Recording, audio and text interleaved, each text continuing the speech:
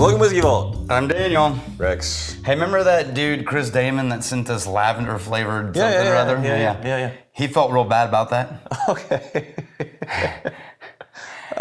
And then there was something like, and then he was like, hey, can I possibly redeem myself with the other things that I sent?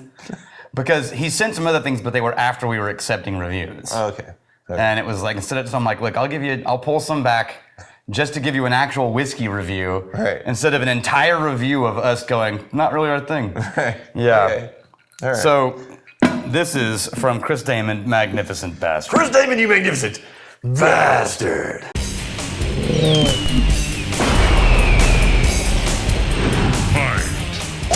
Driftless Glen. See, I'm not on. Yeah, your label was off. It was. But you got the thumbprint. I got the thumbprint. That was. You know what? That's what I was showing. That's what you were showing. It's not what you were doing. Real thumbprint, is it? Yeah. It's the thumbprints, evidently, of the husband-wife team. Really? That's kind of cool. Yeah. Now we can frame them for murder. Yeah, we can. With their giant thumbs. We can hack them. Yeah. We can open their iPhone if it's an old model. Okay, so what are these are the same story. We've done these guys before, and we've done their rye and their bourbon. Okay. But it was when they were a little bit younger, and we really liked it. We thought they were doing a really great job. They're in Wisconsin, but these are, one, they're older. They're 5 years old each, and two, they're single barrels of each. So how old was the previous? I couldn't get a number on it, but it was probably somewhere around, like, I think the 2 to 3 range or something. Okay, so double the age, and we liked it when it was relatively young too. Fine.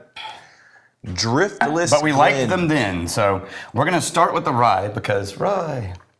That's the breakfast whiskey. Yeah. It is morning. Okay, I'm getting. Breathe. I've already been doing manual labor this morning, so I had to wipe off when I. I'm gonna go ahead and pour the bourbon and let it sort of be sitting. Yeah.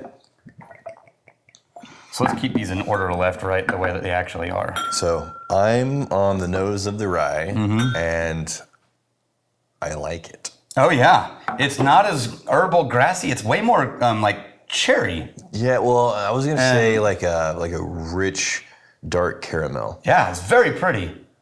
With There are some botanicals. yes, but there are. It's the herbal notes that are living on top of that, but that really mild. baseline caramel quality is like really nice and rye. 120 proof.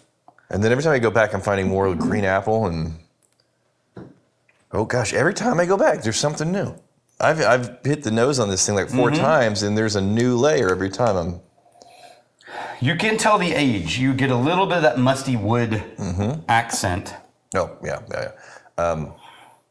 I'd be curious to know what the previous one was, because at a young age, at like half the age of this, I mean, he liked it. It developed very nicely. I don't There's know if we alphabetized correctly on this one. Yeah, here it is. There's almost like a butterscotch cola quality too. Yeah. Put your nose in that and think butterscotch cola. Yeah, I can see what you mean by that. Yeah. Like almost the direction of like if you went to Disneyland, they gave you butterbeer. It's not Disneyland. It's a Universal. Yeah. Yep. It's not quite root beer. Almost cream soda, but not cream soda. It's kind of like between cream soda and root beer. That's the one that we tried last time. It is a whole other ball game. Yeah. Oh, the youngness for sure. This was batch 4 that we tried last time. Yeah, this is. And there wasn't an age on it. Much less developed, obviously, but it's still a nice nose. All right, before I try the I need to try the real one first. Yeah. Let's see if we can just. Yep. That'll work. I don't see a problem with that at all. Oh, I got black tea. As I went back to take another sip, I got iced black tea. Or a sip for the first time. That's a damn good rye. That's a damn good rye. That's. Yeah, that's immediately way up there. That might have just gone toe to toe with Dad's hat for me as maybe one of the best ryes that I've gotten to try. Yeah, it's an exceptional rye. Wow. Damn, Driftless. Driftless Glen. Single barrel straight rye whiskey. Okay. Now, let me say that if you're used to MGPs, super botanical, super licorice, and You're not going to get most of those at that level. These are tamed down. Yeah. This is a bourbon drinker's rye. Yeah, you know what Which is why I like it. I prefer bourbon to rye. The thing that I'm excited about with this, because granted, I'm still just one sip in, but with that nose and with that initial taste, it's going to be fine. Several sips in.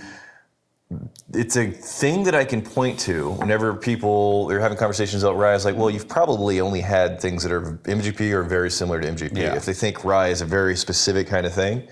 And I always want to give them specific ryes to try that are not that classic MGP. And we usually recommended Dad's Hat. Dad's Hat, Leopold Brothers, if you can find it. Oh, that's a whole. Yeah, that's it's weird. the 4-chamber still or something like this, 3-chamber, 4-chamber still. But you can tell the difference. Yeah. It's a totally different ballgame. And then Driftless Glen, I think I would put it up there. Yeah, I with agree. them. The obviously the one with some age on it. Black tea. Yeah. Immediately. Almost Earl Grey. Shit. That's really good, man. Okay, so Yeah, what was it when it was young? let's go to the way more grassy, way more grainy, way more less developed. Yeah, but I just... You can smell it in the glass. You got to drink bourbon next. It's a lot simpler.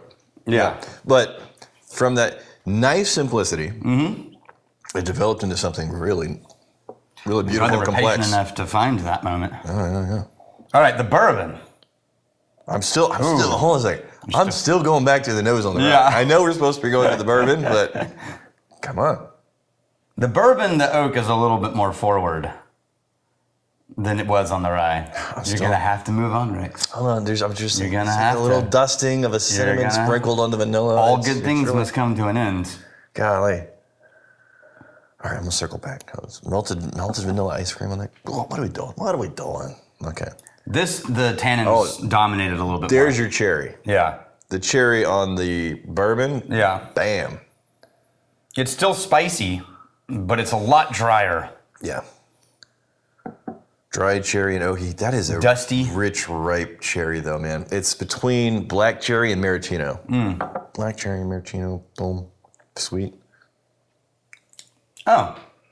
If I had to pick between these two, I like the rye better. But this bourbon has this. Oh, it's nice. Like really almost fruity, citrus fruity bourbon. It's a very unique It doubled thing. down on the cherry for me on the taste.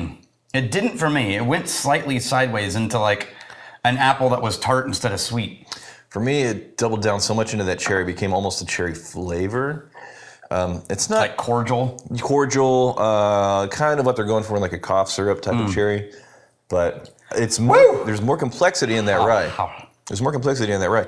It's drier too, strangely. It's a higher proof. the bourbon. We need to add water badly Yeah, that to was- both of these. It was 60% on the rye. Is the bourbon also way up there? 61.5% on the bourbon. Yeah, definitely room for water to play with it. I went back to the rye nose. Yeah, you did. Yeah, come on, man. Yeah. It's fun whenever you're the category that, there's good stuff, but it's not your favorite category. And whenever you find something in there that it's not your favorite category, but damn, if the rest of the category was this good and interesting, it could be one of the preferred categories for sure. I'm adding water to your rye. Yeah. See if you ruined it. Ruined it with your nonsense. You want to let them settle while you do comments or something? I don't know what they're going to do. I don't know. Yeah. I feel like we should give that bourbon a little bit more. Bourbon went really grassy all of a sudden. Okay.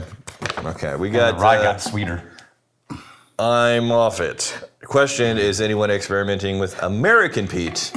If not, is there a reason why? A lot of protected lands that make it hard to get peat. Westland is up in Washington. Do they get it out of Oregon or Washington? They get out of Washington State peat.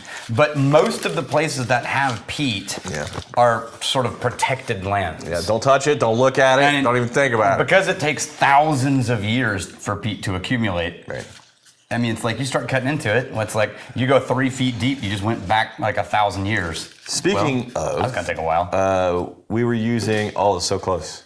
So close. We're using a lot of Irish peat. And recently found out that Ireland is locking down all this, peat cutting that you guys are doing up in these mountains, shutting it down. Yep. So it suddenly became trickier for us to get the peat that we were getting. Yeah. Yeah. But there's other sources. So no, the peat's all over the planet. Yeah. It's just you find a source and it's good and it's convenient and it's just Maybe we send Kyle on a mission with a truck. A peat finding mission and shovels. Yeah. And just like, don't get caught, Kyle. If you get caught, we don't know we you. disavow all knowledge of you.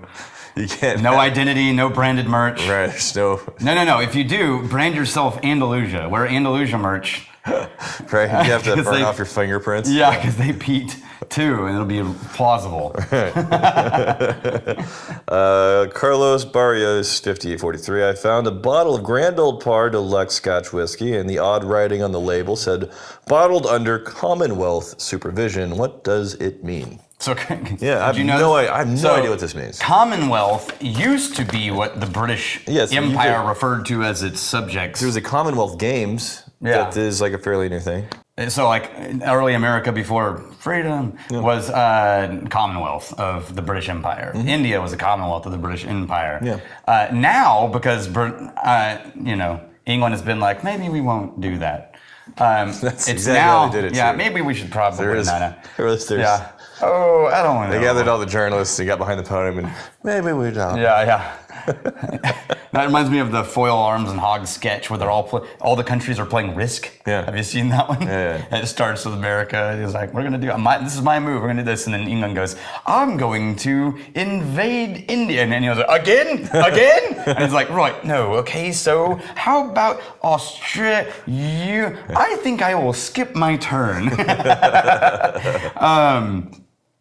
Anyway, now, post-World War II, it's basically a consortium of countries who have agreed to work together for trade and finance and stuff like that, who had some previous connection with being an actual Commonwealth of England. The last time I heard it used was the Commonwealth Games, and it's kind of like the UK version of the Olympics. Yeah.